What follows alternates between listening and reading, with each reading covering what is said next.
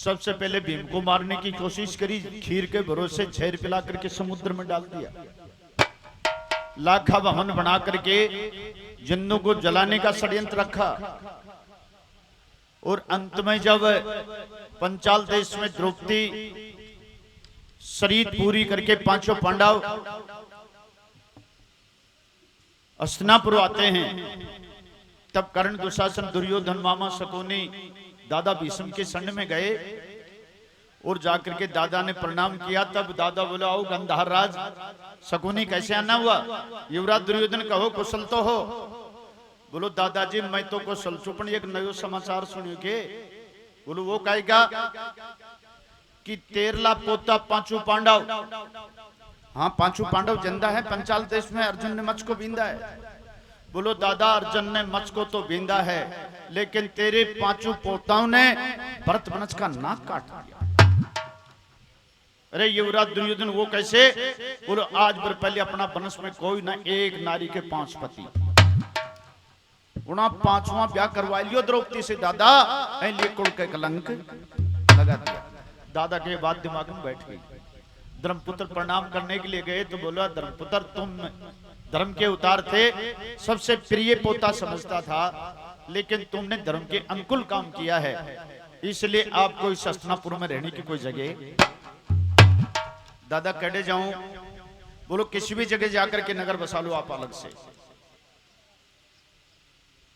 जहां खांडव वन दहन हुआ था,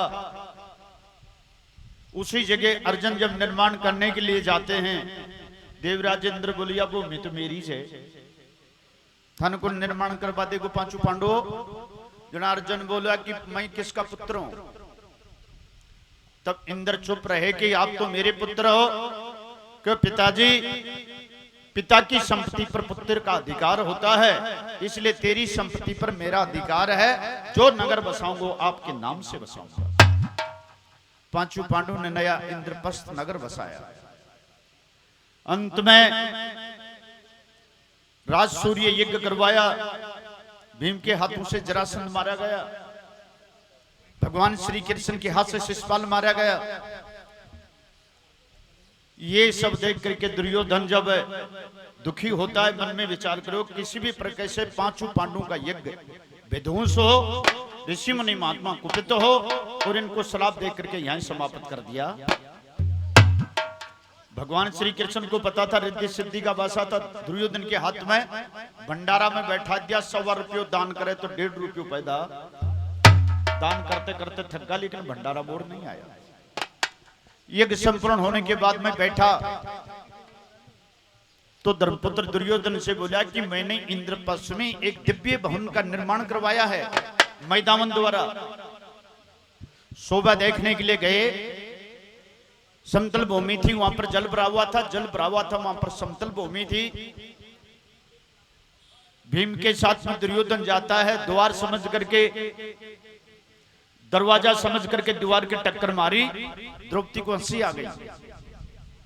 जे आदमी को एंटी कोई आदमी हुए और वो चाल तो ठोकर खाए जाए, जन मन में बहुत खुश है, सड़क ठोकर लगे। द्रौपदी को हंसी आई, रोक ले हंसी। थोड़े आगे चली, समतल भूमि समझ करके जल के कुंड में दुर्योधन जैसे पड़े, उसी समय द्रौपदी ने कह दिया, बोला अच्छा अंधा का अंधी पैदा होते हैं। अगर जो द्रौपदी जिस दिन यह बात नहीं कहती तो कौरव और पांडव में युद्ध नहीं होता। एक द्रौपदी के बोलने और कौरव और पांडव का युद्ध के लिए तैयार कर दिया। 18 अक्षौहिणी सेना, 11 अक्षौहिणी सेना दुर्योधन के पास और 7 अक्षौहिणी सेना धर्मपुत्र महाराज के पास। भगवान श्री कृष्ण 7 अक्षौहिणी सेना यादव वंशी दुर्योधन को दिया। और इसमें भी कड़ी कितनी बड़ी राइस है, दुर्योधन भी निमंत्रण अपने पक्ष में लड़ने के लिए देने के लिए गया और अर्जुन भी गए। अर्जुन पहले गए और दुर्योधन बाद में गए। लेकिन जैसे भगवान श्री कृष्ण का नेत्र खुला और सूदी नगर अर्जुन के ऊपर पड़ी।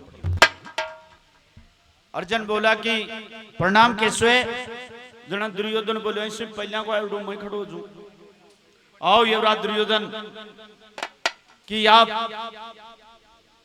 हमारे से प्रेम करते हो और मेरी आने की इज्जत रखते हो तो केशव आपके हाथ में है। मांगे दुर्योधन, सबसे पहले मैं तुझे ही कहता हूं कि जो तू मांगेगा वही आज तेरे को। बोलो मेरे साथ युद्ध कर। बोलो युद्ध करने से पहले मेरे प्रण सुन, नहीं तो शस्त्र हाथ में उठाऊंगा, नहीं किसी के ऊपर शस्त्र चलाऊंगा, नहीं किसी को मारूंगा। मैं तो खड़ा खड़ा विधि बता सकता हूं। एक ओर ने 7 अक्षोणी सेना है, एक ओर ने अकेला कृष्ण है। कहिए दुर्योधन कौन सा मंजूर है? बोले यहाँ का कृष्ण घनाई मानती का थे, फिर उनकी पूजा कर लेंगा। मान तो लड़बाड़ो चाहिए उन्हें मारे मरे हुई कहीं की जरूरत ही। अर्जुन बाद में आते, अर्जुन कहो तुम्हारी क्या इच्छा है? कि भगवान आप कुछ भी मत करो, आप मेरी पक्ष में चल करके और मेरे पक्ष में बैठ जाइए, फिर सब काम आपकी कृपा से मेरा संपूर्ण हो जाएगा। तो बोले भाई मैं क्या कर सकूं? जो शस्त्र ठाऊं ना, कहने मारू ना, कहीं पर शस्त्र चलाऊं ना। मैं तेरा एक काम करूंगा अर्जुन, भगवान कौन सा कि मैं तेरा रथ चलाऊंगा।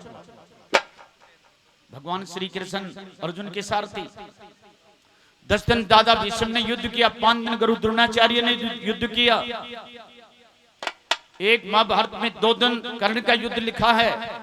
एक दिन कर्ण ने युद्ध किया, एक दिन शल्य ने युद्ध किया। और जब अंत समय शल्य को मरता हुआ देख करके शाम की टाइम भीम जब गर्जना करता है और गर्जना से भय मान करके दुर्योधन अपनी जान बचा करके कुरुक्षेत्र मैदान छोड़ करके भागना शुरू कर देता है। भक्तों भागते भागते दिन अस्त हो जाता है और हस्तिनापुर सब भाइयों को मरा समझ करके दुर्योधन वो एक रानी भानुमति के महल के नीचे जाता है और नीचा से आवाज लगाता है। तो कैसे लगा रहा था, किस प्रकार से महारानी सब चिंता में होकर के और अपने अपने महलों के अंदर बैठी हुई थी।